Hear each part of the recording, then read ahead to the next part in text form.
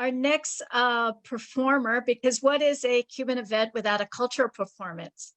And I am proud to introduce Isabella Borgeson, someone I have known all her life.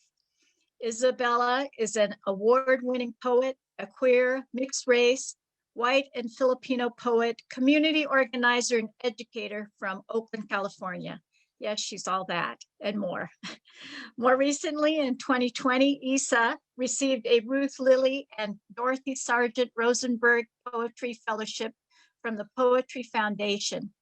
Isa also is co-founder and organizer of the Root Slam, a free poetry venue in Oakland dedicated to promoting the artistic growth of the Bay Area poetry community. She currently organizes with the hashtag Stop San Quentin Outbreak Coalition, focusing on rapid campaign work to support incarcerated communities during the pandemic. I know Isa more directly from our work, along with her mother, Jolene, who is here today also, from our work as Filipino Americans and organizing we do as part of Akbayan North America. We work to protect democracy in the Philippines, and as you might know, democracy is quickly eroding in the Philippines under the authoritarian government of President Rodrigo Duterte. Isa's poetry is greatly influenced by that work and by the years she spent organizing grassroots rehabilitation projects after Super Typhoon Haiyan, or as known, Typhoon Yolanda, devastated her mother's hometown. So please welcome Isa Borgeson. Hello, everyone. Thanks so much, Auntie Cindy, and everyone for welcoming me. Very intimidated to be in this space and very honored. Probably most intimidated that my mom and my dad I know are listening in. But Auntie Cindy asked me to do a poem today for International Women's Day. And of course, I have to do a poem dedicated to my mom because I will always be my mama's baby.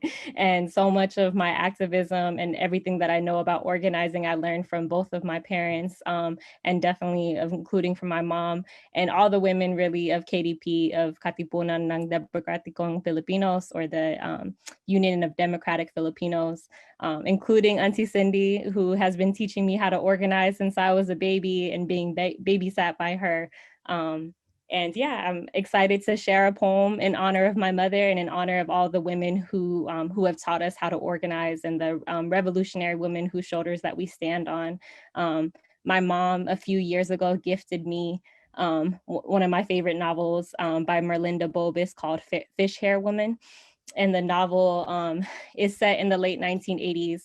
It's like a fictional story, but very much grounded in the truth of the Marcos dictatorship, and features a mystical main character who goes into the river and her hair grows long with the history and mourning of her people. And she is able to gather the dead from the river in her town when her hair grows 12 meters long from all of the history and pain, and she's able to provide healing to her town. So I wanted to do a poem dedicated to my mom that I rewrote that story where my mom is the main fictional character fighting against the impact of global warming and the impact of climate change on her homeland and her protection of the peoples of Leyte, the peoples of Tanawan, and what it means to be fighting for women's rights as a climate justice and as an environmental solidarity movement work.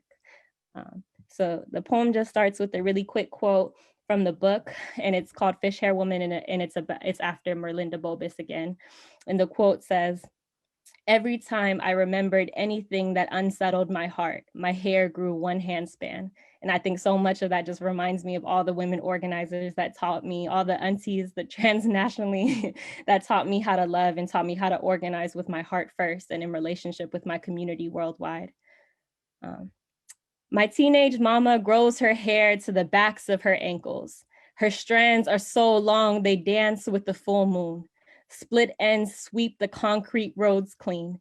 She unbraids her hair into black fish hooks that retrieve seashells, burned copra coconut husks, banana leaves from the mud of Sabang, and her hair is a net again. pulling yellowed moons from the mouth of our river. Maybe they are the drowned or the drowning. Maybe they are the children picked up by the wind. Their throats are the most glorious necklace of barnacles, the hair on their stomachs curled as the rambutan shell, eyes closed and unplucked. A miracle it is to bury our dead whole. Bent into nautilus, my mama sings a whisper just for me. Hinigugma, beloved, hold the corpse's feet to your head and ask them to remember. She chants, and her hair grows long as her dreams, before she knew of any cold country or white man's teeth. Each strand pushing from scalp plants kogon grass into our mangroves. When the bottom of the ocean finally dances across our street, its water licking at our hips, lay me back into a meadow of cicadas and wild bamboo. Remember, there are no arcs coming for our people. My mama let her hair down, and the stomp of its weight is a gecko's song. The only protection spell surrounding our village, the only protection spell we could ever need. With the whip of a stingray's tail, she says, Idai, follow the sound of the river home, until the sea is no longer a well of our town's blood, until the sea is a dance remembered. Thank you all so much.